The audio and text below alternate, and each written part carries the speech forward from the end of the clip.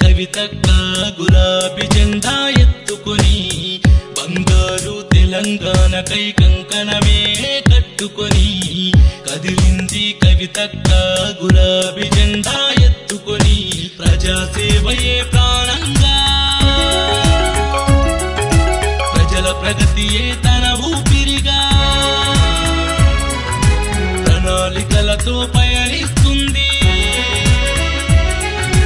ప్రజల సేవే తన లక్ష్యం అంది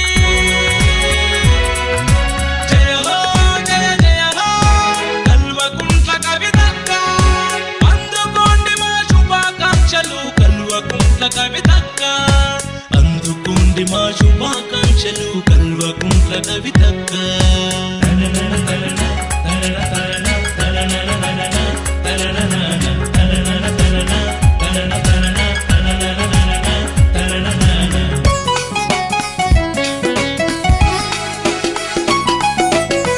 గౌరమ్మ గారాల బిడ్డవు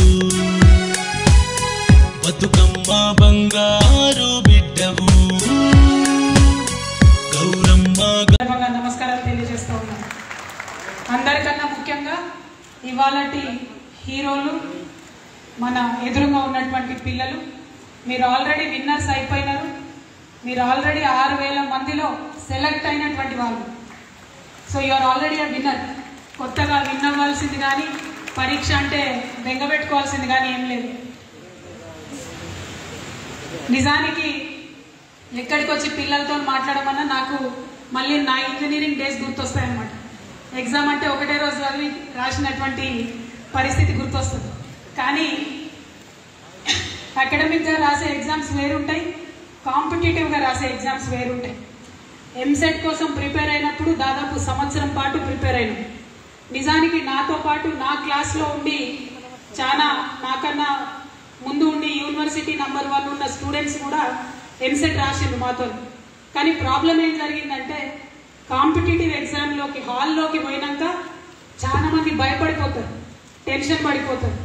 అసలు ఎట్లా ఎగ్జామ్ రాయాలన్న విషయంలో వెనుకడుగు వేయడం జరుగుతుంది. అదేవిధంగా ఇవాళ ఇప్పుడు జరుగుతున్నటువంటి కాంపిటేటివ్ ఎగ్జామ్లో కూడా మనము మార్క్ చేయాలి ప్రాపర్గా, పెన్సిల్స్ వాడాలి. అదేవిధంగా నెగిటివ్ మార్కింగ్ ఉంటుంది. సో దాన్ని ఎట్లా ఎదుర్కోవాలనడానికి ఈ 3 నెలలు మీకు ఇచ్చేటటువంటి కోచింగ్ చాలా పనికొస్తుంది. కాబట్టి ఏదో ఆషామాషిగా అల్లాటప్పగా టైంపాస్కి వస్తున్నామా పోతున్నామా అన్నట్టు రాకుండా సీరియస్నెస్తో దయచేసి అటెండ్ అవ్వండి. అందులో కూడా సబ్జెక్ట్ ఎంత ముఖ్యమో కాన్ఫిడెన్స్ అంతకన్నా ఎక్కువ ముఖ్యం. నేర్చుకున్నటువంటి సబ్జెక్టు చాలా మందికి భయం ఏముంటుందంటే గుర్తుంటుందా అని బెంగపడుతుంది. గుర్తుంటుందా అనుకుంటేనే సగం మర్చిపోతుంది. కాబట్టి గుర్తుండదు అనేది లేదు. మన హ్యూమన్ బ్రెయిన్కి ఎంత నేర్పిస్తే అంత నేర్చుకునే శక్తి ఉంటుంది.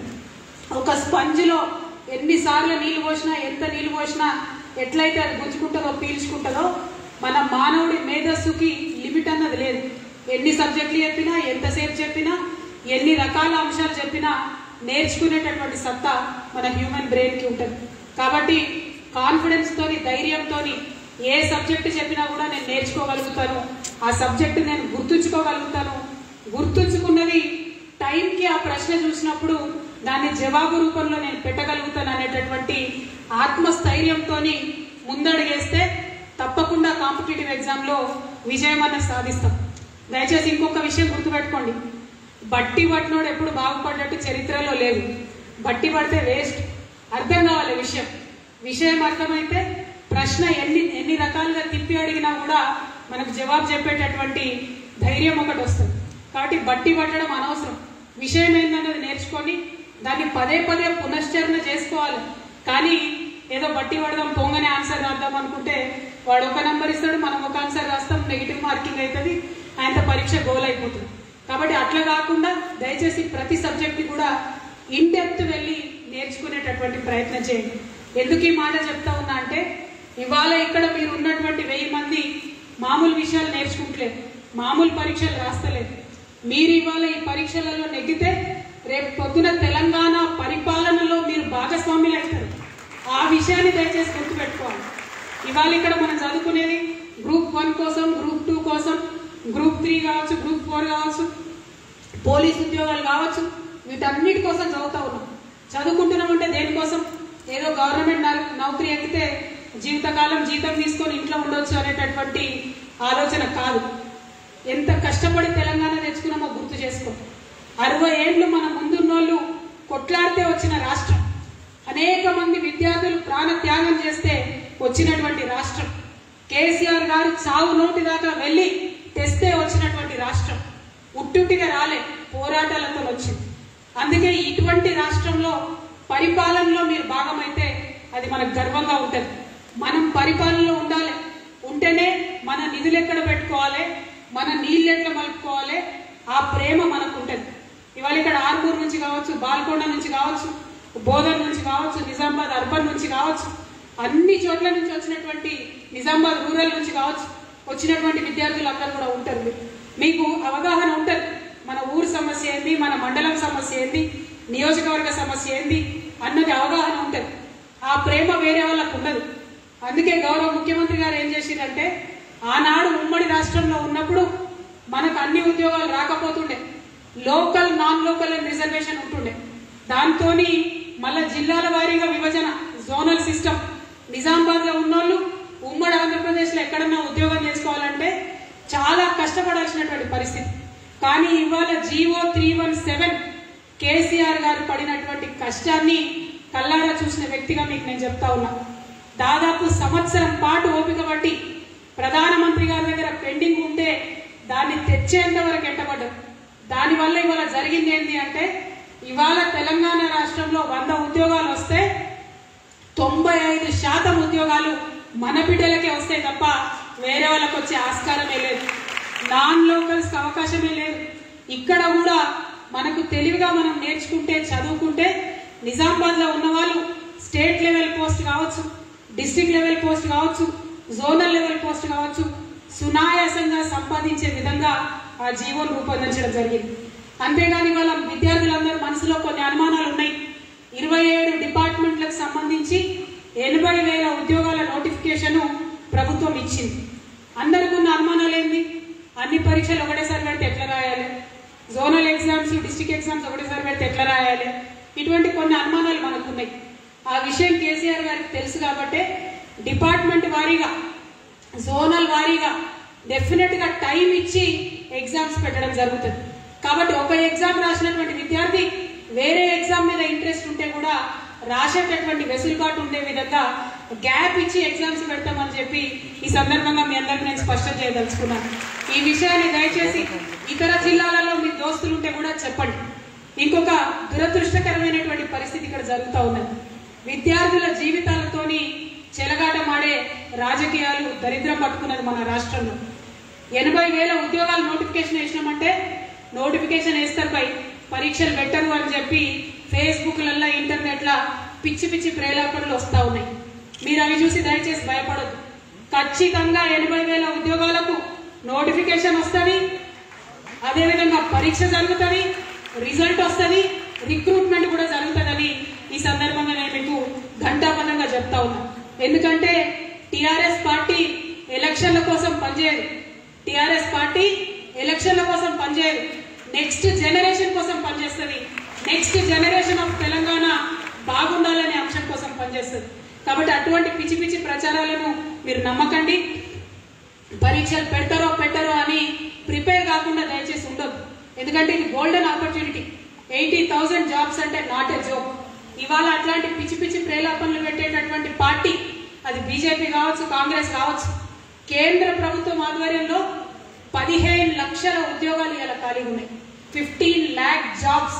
అది రైల్వేస్ కావచ్చు, మిలిటరీ కావచ్చు, అనేకమైన డిపార్ట్మెంట్ లో 15 లక్షల ఉద్యోగాలు ఇవ్వాలని కూడా ఖాళీగా ఉన్నాయి. ఇది నా నోటి మాట కాదు, పార్లమెంట్ లో ప్రధానమంత్రి గారి డిపార్ట్మెంట్ నుంచి ఇచ్చినటువంటి జవాబు. మరి ఆ 15 లక్షల ఉద్యోగాలలో ఖచ్చితంగా మన వాటా ఉంటుంది కదా. మన తెలంగాణ పిల్లలు కూడా రాష్ట్ర ఉద్యోగాలు వస్తాయి కదా. సెంట్రల్ సర్వీసెస్ లో పోవద్దా మనం?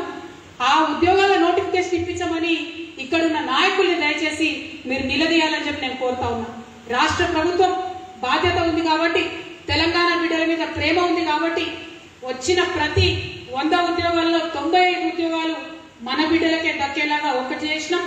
రెండవది, తక్షణమే అన్ని సంస్థలలో, అన్ని డిపార్ట్మెంట్లలో ఉన్నటువంటి ఉద్యోగాలకి నోటిఫికేషన్ వేసినాం. కాంట్రాక్ట్ వ్యవస్థలో పనిచేస్తున్నటువంటి 20,000 పైచిలకు ఉద్యోగస్తుల్ని రెగ్యులరైజ్ చేసినాం. అంటే ఆల్రెడీ ఉద్యోగాలలో ఉన్న వాళ్ళకు భద్రత కల్పించినాం.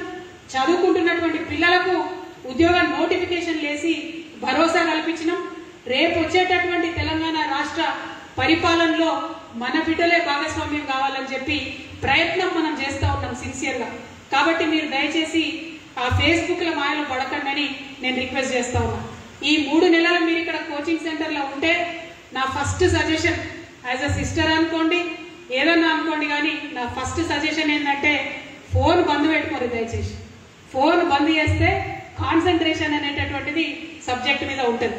ఎందుకు ఈ మాట చెప్తా ఉన్నా అంటే ఇవాళ దేశంలో ఎక్కడా లేని విధంగా తెలంగాణ రాష్ట్ర ప్రభుత్వం అన్ని రకాల ఎగ్జామినేషన్స్ కోసం ముందే స్టడీ మెటీరియల్ ప్రిపేర్ చేయించి నిష్ణాతులతోని TSAT అనేటటువంటి ఒక శాటిలైట్ ఛానల్ పెట్టి నార్మల్ టీవీలో అది వచ్చే విధంగా అన్ని సబ్జెక్ట్స్ మీద వీడియోస్ని ఫ్రీగా పెట్టడం జరిగింది.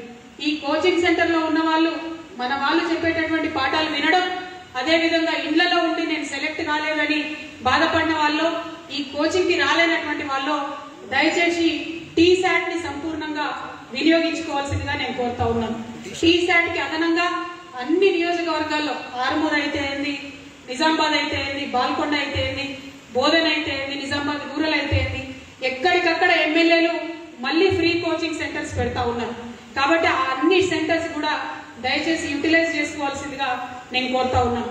అదేవిధంగా ఇప్పుడు కాదు, దాదాపుగా ఒక 4 సంవత్సరాల నుంచి మన లైబ్రరీ నిజామాబాద్ పబ్లిక్ లైబ్రరీ ఏదైతే ఉందో అక్కడ మధ్యాహ్నం పూట భోజనం పెట్టి మన పిల్లలు చదువుకునే విధంగా నేను కూడా ఏర్పాట్లు చేస్తా ఉన్నాను. ఇప్పుడు కూడా అది కొనసాగుతుంది. అక్కడ చదువుకునేటటువంటి పిల్లలు అక్కడ భోజనం చేసి చదువుకుంటా ఉన్నారు. మీ అందరితో నా రిక్వెస్ట్ ఒకటే, మన తెలంగాణ అంటేనే అన్నపూర్ణ, అన్నంకి లోటు లేదు. సిపి గారు అడిగినట్టుగా ఈ 3 నెలలు ఈ పిల్లల కోచింగ్ అయిపోయేంత వరకు తప్పకుండా పరిపూర్ణంగా వారి భోజన సదుపాయంకి నేను ఏర్పాట్లు చేస్తానని కూడా మీకు నేను చెప్పడం జరుగుతూ ఉన్నది. అదేవిధంగా ముఖ్యంగా ఆడపిల్లలు సెలెక్ట్ అయింది చూస్తేనే ఆనందంగా అనిపిస్తుంది నాకు. ఆడపిల్లలంటే ఫ్లవర్స్ కాదు ఫైర్ అని చెప్పి నిరూపించాలని నేను తగ్గేదే లేదని చెప్పాలి మనం. కాబట్టి తగ్గకుండా మీ భద్రతకు మీ సెక్యూరిటీకి రజనీకాంత్ గారు మారయ్య గౌడ్ గారు ఇద్దరు కూడా హాస్టల్ వసతి కూడా ఏర్పాటు చేస్తామని ఆడపిల్లల కోసం వారు చెప్తా ఉన్నారు. సో సిపి గారి ఆధ్వర్యంలో ఆ ఏర్పాటు చేసినందుకు నేను ఇద్దరికి కూడా ధన్యవాదాలు తెలియజేస్తా ఉన్నానన్న. అదేవిధంగా ఇంకా ఏమైనా అవసరం ఉంటే అది మెటీరియల్ కావచ్చు, ఇంటర్నెట్ కావచ్చు, ఏమైనా కోచింగ్ వీడియోస్ కావచ్చు, ఏది ఉన్నా కూడా ఒక్క మెసేజ్ సోషల్ మీడియా ద్వారా పంపిస్తే తప్పకుండా ఏర్పాటు చేస్తామని ఈ సందర్భంగా నేను మీకు తెలియజేస్తా ఉన్నాను. అదేవిధంగా ఇప్పుడు వచ్చినటువంటి ఈ ఉద్యోగాల నోటిఫికేషన్లో దాదాపుగా 16,604 ఉద్యోగాలు కానిస్టేబుల్ మరియు ఎస్ఐలు ఉన్నాయి. అదేవిధంగా ఇక్కడ మన నిజామాబాద్లో ఇక్కడ ఈ కోచింగ్ కాకుండా ఎస్సీ స్టడీ సర్కిల్లో సపరేట్గా 100 మందిని సెలెక్ట్ చేసుకొని 100 మందికి అక్కడ కోచింగ్ ఇస్తా ఉన్నాం. మళ్ళీ అదే ఎస్సీ స్టడీ సర్కిల్లో గ్రూప్ 1 కోసం సపరేట్గా ఇంకొక 100 మందిని సెలెక్ట్ చేసుకున్నాం. ఎస్టీ స్టడీ సర్కిల్లో పోలీసు ఉద్యోగాల కోసం 100 మందిని, అట్లానే గ్రూప్ 1 కోసం మరొక 100 మందిని సెలెక్ట్ చేసుకున్నాం. బీసీ స్టడీ సర్కిల్లో 200 మందిని ఎస్ఐ కానిస్టేబుల్ ఉద్యోగుల కోసం, అదేవిధంగా బ్రాహ్మణ పరిషత్లో కూడా 100 మందికి ఉద్యోగాల కోచింగ్ కోసం సెలెక్ట్ చేసుకోవడం జరిగింది.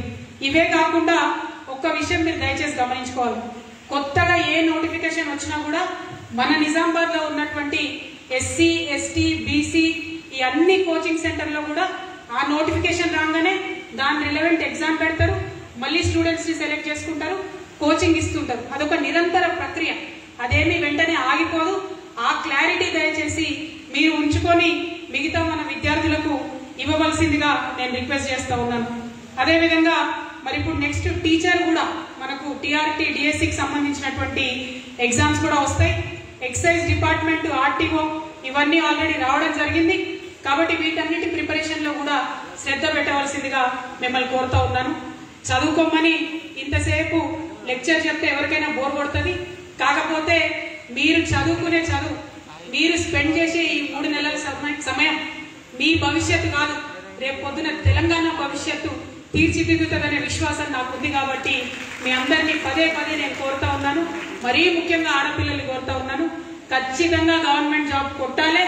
గవర్నమెంట్లో పరిపాలనలో మన తెలంగాణ యువతదే ప్రధాన పాత్రగా ఉండాలని చెప్పి కోరుతూ, ఎటువంటి సహకారం కావాలన్నా టిఆర్ఎస్ పార్టీలో ఉన్న ప్రతి ఒక్క ఎమ్మెల్యే కాంట్రిబ్యూషన్ ఇవాళ ఇక్కడ ఉన్నది. ఈ కోచింగ్ సెంటర్ నడపడంలో ప్రతి ఒక్క వ్యక్తి కాంట్రిబ్యూషన్ ఉన్నది. రేపు పొద్దున కూడా ఆ కాంట్రిబ్యూషన్ ఉంటుందని తెలియజేస్తూ, పార్టీలకు పాలిటిక్స్ కి అతీతంగా ఈ 3 నెలలు ఇంటర్నెట్లు సోషల్ మీడియాలకు అతీతంగా దయచేసి ఫోకస్ చేసి చదువుకోవాల్సిందిగా మరొకసారి రిక్వెస్ట్ చేస్తూ మీ అందరి దగ్గర సెలవు తీసుకుంటున్నాను. Thank you. జై తెలంగాణ, జై తెలంగాణ. సప్పగున్నారేమో అందరూ, ఆకలైతున్నాయి.